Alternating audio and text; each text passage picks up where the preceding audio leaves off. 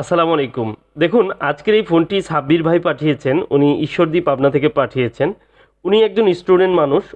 তো অনেক আশা করে একটি ফোন কিনেছেন। এটি অবশ্য পুরনো একটি ফোন কিনেছেন।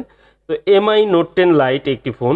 তো এই ফোনটির যে প্রবলেমটি হঠাৎ করে ইউজ করার সময় বন্ধ হয়ে যায় এবং বন্ধ হয়ে যাওয়ার পর এই ফোনটি আর অন করতে পারেনি। পরে উনি ব্যাকসেলটা খুলে ব্যাটারি চেঞ্জ করে দেখেছেন যে এই ফোনটি অন হয় কিনা, কিন্তু কোনোভাবেই অন হয়নি।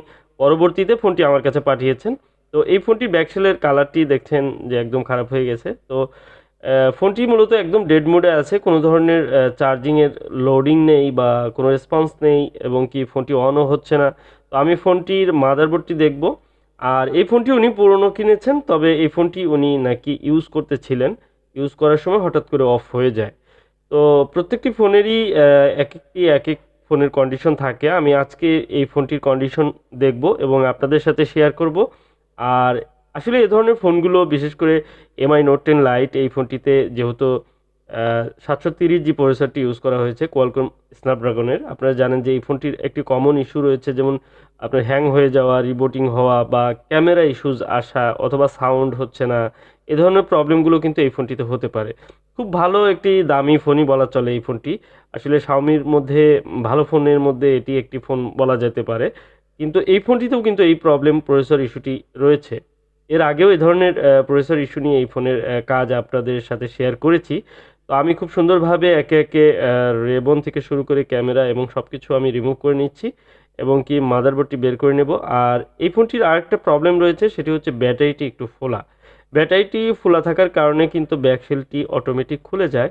উনি আমাকে জানিয়েছেন এবং ব্যাকসেলের যে কিছু কালার সেটিও কিন্তু ব্যাটারির মধ্যে লেগে আছে, আপনারা দেখতে পাচ্ছেন। তো এই হচ্ছে মাদারবোর্ড এবং দেখুন এই মাদারবোর্ডটিতে কিন্তু অলরেডি কাজ করা হয়েছে। আর এই ফোনটিতে কাজ করা হয়েছে কিনা বা এর আগে কোনো কাজ করা ছিল কিনা এই বিষয়ে কিন্তু কোনো তথ্য উনি আমাকে জানায়নি বা উনি নিজেও হয়তো জানে না। যেহেতু পুরনো একটি ফোন কিনেছেন, পুরনো ফোন কিনলে অনেক সময় কিন্তু এ ধরনের প্রবলেম হতে পারে যে আপনার ফোনটিতে হয়তো কাজ করা হয়েছে কিন্তু আপনি জানেনই না। তো যা হোক এই ফোনটির কাজের যে কোয়ালিটি বা কি কাজ করা হয়েছে, কেন করা হয়েছে এই বিষয়গুলো আমরা দেখব।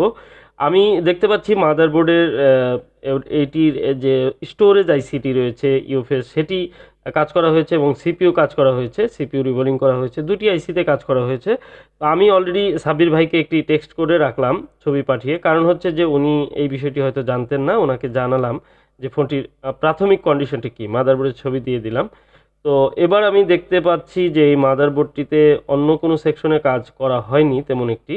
শুধুমাত্র সিপিইউর যে স্টিলের শেলটি ঢাকনাটি থাকে এটি খুলে কাজ করা হয়েছে এবং কি আমি সিপিইউর নিচের অংশটি বা সিপিইউর কন্ডিশনটি আমি দেখব। যেহেতু ফোনটি ডেড মোডে আছে, ডেড হওয়ার কারণটা আমি আইডেন্টিফাই করার চেষ্টা করব এবং কি এই প্রসেসরটি রিমুভ করে এবং স্টোরেজ আইসিটি রিমুভ করে আমি একেবারে পার্ট বাই পার্ট কাজ করার চেষ্টা করব। বিশেষ করে স্টোরেজ আইসিটি চেক করব। ওহ নো, দেখুন আমি কি দেখাচ্ছি, এই যে সিপিইউটি, এই সিপিইউটির কন্ডিশনটি দেখুন যে একেবারে ভিতরে লেয়ারগুলো শর্ট হয়ে আছে। আমি জানি না এই ফোনটি এইভাবে রানিং ছিল কিনা বা রানিং থাকা হয়তো থাকতেও পারে, অনেক সময় গ্রাউন্ড লাইনগুলো এইভাবে শর্ট থাকে। দেখুন এই যে স্টোরেজ আইসিটি এটি ফ্রেশ কন্ডিশনই আছে, সেরকম কোনো ড্যামেজ হয়নি। তো আমি আইসি দুটো রিবল করে নেব এবং সেই সাথে স্টোরেজ আইসিটি আমি চেক করে নেব আমার ডিভাইসের মাধ্যমে যে এই ফোনটিতে অ্যাকচুয়ালি আর কোনো সমস্যা রয়েছে কিনা, সফটওয়্যার ইস্যু বা পার্টিশনে কোনো প্রবলেম আছে কিনা বিষয়টি আমি চেক করে নেব।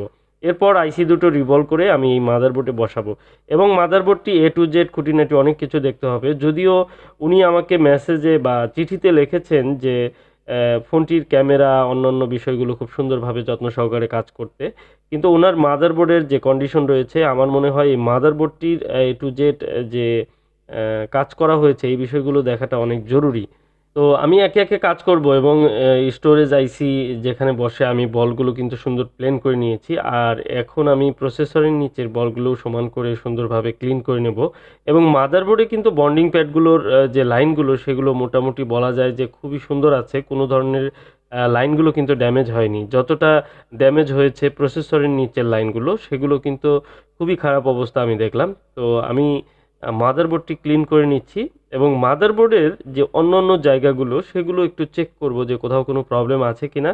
কারণ একটি ফোন যখন কাজ করা থাকে বা কোনো ধরনের কাজ করা ফোন, সেই ফোনগুলোতে আমাদের কিন্তু অনেক চোখ কান খোলা রেখে অনেক পুরনো যে কাজের মধ্যে কোনো ভুল আছে কিনা সেই বিষয়গুলো অবশ্যই আমাদের দেখতে হয়। কারণ হচ্ছে পারফেক্টভাবে যদি কোনো সিপিইউ রিবোলিং বা কাজ করা হয় তাহলে সেই ফোনটি কিন্তু আসলে ভালো চলার কথা। পরবর্তীতে প্রবলেম হওয়ার সম্ভাবনা খুব কম থাকে। দেখুন এখানে একটি রেজিস্টর আমি আপনাদের দেখাচ্ছি। রেজিস্টরটি বাঁকা হয়ে শর্ট হয়ে আছে অন্য একটি লাইনের সাথে, একটি ক্যাপাসিটরের লাইনের সাথে বা ক্যাপাসিটরের একটি প্রান্তে কিন্তু একদম শর্ট হয়ে আছে। তো রেজিস্টরটি আমি আবার পুনরায় এখানে লাগিয়ে দিচ্ছি। দেখুন রেজিস্টরের নিচের যে লাইনগুলো সেগুলো কিন্তু এক প্রান্তে কিন্তু ভেঙে গেছে। এই রেজিস্টরটি কিন্তু আর পারফেক্টভাবে এইভাবে বসছে না। তো এটিকে আমি উল্টিয়ে লাগিয়ে দিব। রেজিস্টরের ভ্যালু যদি ঠিক থাকে তাহলে অবশ্যই সেটি ঠিকঠাক মতো কাজ করবে। তো এই যে কিছু খুঁটিনাটি অনেক বিষয় থাকে যেগুলো হয়তো এর আগে কাজ করেছেন, উনি হয়তো ফোনটা ইউজও করেছেন, কিন্তু এই ধরনের কিছু রেজিস্টর বা কিছু জিনিসের কারণে শর্ট হয়ে থাকার কারণে ফোনটি কিন্তু দ্বিতীয়বার ডেড হওয়ার জন্য যথেষ্ট কারণ থাকতে পারে। তো আরও দেখি কোথাও আছে কিনা। এই যে দেখুন আরেকটি, এইখানে একটি রেজিস্টর কিন্তু যেখানে লাগবে সেখান থেকে অন্য জায়গায় গিয়ে বসে আছে। তো এর কারণটা কি? এটা হচ্ছে যখন স্টিলের যে শেলটি কাটিং করছে বা রিমুভ করেছে যেভাবেই হোক, সেটি করতে গিয়ে এই ছোট্ট, ছোট্ট রেজিস্টরগুলো ভেঙে যায়। তো এরকম একটি রেজিস্টর যদি মিসিং হয়ে যায় তাহলে কিন্তু অনেক বড় সমস্যা হতে পারে। যেমন এই যে এখানে যে রেজিস্টরগুলো ভেঙেছে এর মধ্যে একটি রেজিস্টর কিন্তু আপনার সিম ডিটেক্ট করার জন্য কাজ করে থাকে। ঠিক আছে? তো এই সিম ডিটেক্ট করা কাজের বড় ধরনের একটি প্রবলেম আসতে পারে এই রেজিস্টারের কারণে। আবার এখানে দেখুন একটি ক্যাপাসিটর মিসিং রয়েছে। এটি হচ্ছে এপিটি আইসির একটি ক্যাপাসিটর। তো এই যে এই প্রবলেমগুলো এগুলো কিন্তু এর আগে ছিল। আর সিপিইউর কথা তো নাই বললাম। দেখুন আপনারা সিপিইউর কন্ডিশন। তো সিপিইউর নিচে যতগুলো লাইন ড্যামেজ হয়ে আছে এগুলো সব সমান করে নতুন করে বল করতে হবে। আসলে সবগুলো লাইন কিন্তু এইভাবে রিকভারি হওয়ার চান্স খুব কম থাকে। কারণ মিডল পয়েন্টে যে গ্রাউন্ড লাইনগুলো এগুলো কিন্তু খুব দ্রুতই মেল্ট হয়ে একত্রিত হয়ে গেলে আইসিটি কিন্তু আর কাজ করবে না, শর্ট হয়ে যাবে। তো আমি এখানে ইউভি অ্যাপ্লাই করে যতটা সম্ভব বলগুলো রিকভারি করেছি। এখানে যে কমন জিএনডি লাইনগুলো যেগুলো গ্রাউন্ড লাইন সেগুলো কিন্তু না থাকলেও ফোনটি কিন্তু রান হবে এবং জিএনডি যে কোনো একটি বলের মধ্যে বা একাধিক ২-৩টি বলের মধ্যে থাকলেই এনাফ। তো এইখানে আমি ইউএফএসটিও আমি সুন্দর করে রিভলভ করে নিয়েছি এবং কি ইউএফএসটি আমি চেকও করে নিয়েছি ডিভাইসের মাধ্যমে। ইউএফএসটি যথেষ্ট পরিমাণ হেলথ ভালো রয়েছে এবং ঠিকঠাক রয়েছে। তো ফিজিক্যালি ইউএফএসে কোনো ড্যামেজ আমি পাইনি এবং কি এটির সফটওয়্যার পার্টিশন সব কিছু ঠিক রয়েছে। এটি একটি স্কাইনিক্সের ইউএফএস। তো আমি ইনস্টল করে দিচ্ছি। আশা করি ফোনটি রান হয়ে যাবে যেহেতু ডেড মোডে থাকা ফোন। আর ফোনের ব্যাকগ্রাউন্ড হিস্টোরি আপনারা তো দেখলেনই যে কাজের মানটা কেমন ছিল। এখানে সবচেয়ে গুরুত্বপূর্ণ অনেকেই বলেন যে আমি তো রিবোলিং করেছি ফোনটি এখন কতদিন চলবে, আগের মতো চলবে কিনা। আর তাদের জন্য কিন্তু এই ভিডিওটা অনেক গুরুত্বপূর্ণ। দেখুন এই ফোনটি এর আগেও কাজ করা হয়েছে, কাজের কোয়ালিটি কাজের মানটা আপনারা দেখলেন। এইরকম ধরনের রিবোলিংয়ের কাজ যদি কেউ করে থাকেন বা ট্রাই করে থাকেন বা ফোনটি এইভাবে রিপেয়ার করে নিয়েছেন তাহলে সেই ফোনটি কিন্তু নেক্সট টাইম এনি টাইম আবার ডেড হতে পারে। কারণ কাজের কোয়ালিটি আপনারা দেখতে পেয়েছেন এখানে। তো ভালোভাবে কাজ করলে সেই ফোনটি বলা যায় যে লং টাইম আগের মতো ভালো চলবে এবং কোনো সময় যদি আবার ডেড হয় বা সিপিইউ সমস্যা হয় তাহলে কিন্তু আবারও রিপেয়ার পসিবল। এখানে একটি গুরুত্বপূর্ণ বিষয় যে আপনার কাজটি কতটা ভালো হয়েছে। তাহলে আপনার এই ফোনটি কতটুক ভালো চলবে এই বিষয়ে কনফিডেন্টলি বলা যায়। এখন আপনি যাকে দিয়ে কাজ করাবেন বা যিনি কাজটি করবেন তিনি কিন্তু সবচেয়ে ভালো বলতে পারেন যে ফোনটি কতটা ভালো চলতে পারে। তো যা হোক আমি অলরেডি সিপিইউ, ইউএফএস এগুলো ইনস্টল করে নিয়েছি আর রেজিস্টর দুটি লাগিয়ে দিয়েছি। আর এপিটির যে ক্যাপাসিটর সেটি আমি লাগাইনি। আমি সব চেক করব আগে দেখি ঠিকঠাক রয়েছে কিনা। তো আলহামদুলিল্লাহ দেখুন এই যে ফোন লোগো আসছে মানে বলা যায় যে ফোনটি রান হবে। আমি শুধু এই পাওয়ারটি চেক করে নিলাম।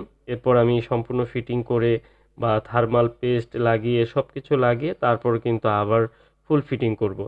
তো এই ফোনটির যে ক্যাপাসিটরটি সেটি লাইনটি মাপছি এবং আরও কোথাও কোনো প্রবলেম আছে কিনা ভ্যালুগুলো এগুলো সব চেক করছি। চেক করে তারপর পাঠাবো। দেখুন এত কিছু দেখার প্রয়োজনই ছিল না। এই ফোনটি যদি ইনটেক থাকতো তাহলে শুধুমাত্র সিপিইউটি রিভলভ করে ইনস্টল করে দিলেই ফোনটি একদম আগের মতো ইউজ করতে পারতেন। কিন্তু আসলে যেহেতু কাজ করা ফোন সেহেতু অবশ্যই আমাকে একটু বাড়তি কাজ বাড়তি সময় নিয়েই করতে হচ্ছে এবং কি এই ফোনটির ক্ষেত্রেও আসলে ওইভাবে কিন্তু গ্যারান্টি দিতে পারছি না যে এই ফোনটি কতটা ভালো চলবে। আপনারাই এটা মূল্যায়ন করেন যে আমি তো আরও ফ্রেশ কন্ডিশনে অনেক ফোন কাজ করেছি এই ফোনগুলো। সেগুলোতেও ভালো চলছে। কারো ফোন তো একেবারে ড্যামেজ হয়ে গেছে, অন হয় না বা আর ইউজই করতে পারেননি, এরকম হিস্টোরি কিন্তু নেই। আমি এই ফোনের মডেল অনেকগুলো রিপেয়ার করেছি। তো সবাই ভালো ইউজ করতে পারছেন। কিন্তু এই ফোনটির যে আসলে কন্ডিশন উম ঐরকমভাবে কনফিডেন্টলি বলাই মুশকিল যে এই ফোনটি কতদিন ভালো চলবে। তারপরেও আমি ফোনটি রিপেয়ার করলাম। আশা করি যেহেতু স্টুডেন্ট মানুষ সাব্বির ভাই উনি অনেক কষ্ট করে আশা করে এই ফোনটি কিনেছেন এবং রিপেয়ার করে ইউজ করতে পারবেন এটাই আশা করি। তো তারপরেও যেটি সত্য সেটি সত্যই। আমি মিথ্যে সান্ত্বনা দেওয়ার মতো আসলে কিছু নেই। আমি সবকিছু ঠিকঠাক মতো লাগিয়ে দিচ্ছি এবং এই যে কেবলগুলো, রেবনগুলো এগুলো ঠিকমতো লাগাতে হবে। তো ব্যাটারিটি একটু ফোলা রয়েছে মনে হয়। এটির ব্যাক শেলটি লাগানোর আগে অবশ্যই সুন্দরভাবে আঠা দিয়ে বেশি করে আঠা দিতে হবে মনে হয়। উনি আসলে সব বিষয়েই খেয়াল রেখে কাজটি করতে বলেছেন। তো আমি ক্যামেরার লেন্সগুলো সবকিছু একটু চেক করে নিচ্ছি এবং ক্যামেরাতে হালকা ডাস্ট যেগুলো রয়েছে এগুলো ক্লিন করে দিচ্ছি। তো সম্ভাব্য যে কাজগুলো এগুলো আমরা এমনিতেই করে থাকি। যদি ফোনটি ইনটেক থাকে তাহলে এই ক্যামেরার ধুলাবালি এগুলো থাকে না। এগুলো ক্লিন থাকে এবং ক্লিন অবস্থাতেই আমরা আবার লাগিয়ে দিই। সেগুলোতে পরিষ্কার করার প্রয়োজন হয় না। কিন্তু ফোনটি যদি এর আগে খোলা হয়, রিপেয়ার করা হয়েছে এরকম ফোনগুলোর ক্ষেত্রে আমরা অনেক ক্ষেত্রেই দেখতে পাই যে ক্যামেরাগুলোতে বিভিন্ন ধরনের ফিঙ্গারপ্রিন্ট এবং কি ধুলাবালি এগুলো থাকে সেগুলো ক্লিন করে দিতে হয়। তো আশা করি এই বিষয়টি খুব সহজে আপনারা বুঝতে পেরেছেন। আর আমাদের টেকনিশিয়ান ভাই যারা এই কাজগুলো করেন, তাদের উদ্দেশ্যে বলব যে যার জায়গা থেকে আমরা চলুন খুব সুন্দরভাবে কাজগুলো করার চেষ্টা করি।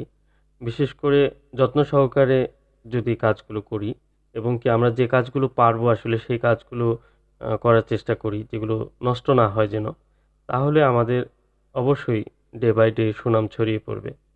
তো আপনি আপনার জায়গা থেকে অনেক ভালো সার্ভিস দিতে পারবেন যদি আপনি সেটি ইচ্ছে করেন। আসলে আমাদের ভিতরে সেই ইচ্ছাশক্তিটা জাগ্রত করাটাই হচ্ছে বড় বিষয়। আ আপনি যেখানেই থাকুন না কেন সেটি একটি মফস্বলে হতে পারে বা একটি বড় শহরেও থাকতে পারে। তো আমরা যদি যার জায়গা থেকে ঠিকঠাক মতো কাজ করি এবং কি আন্তরিকতার সাথে কাজ করি, বিশ্বস্ততার সাথে কাজ করি তাহলে কিন্তু ধীরে সুনাম ছড়িয়ে পড়বে এবং কি কাজের অভাব হবে না। প্রচুর পরিমাণে কাজ আছে আমাদের এই সেক্টরে।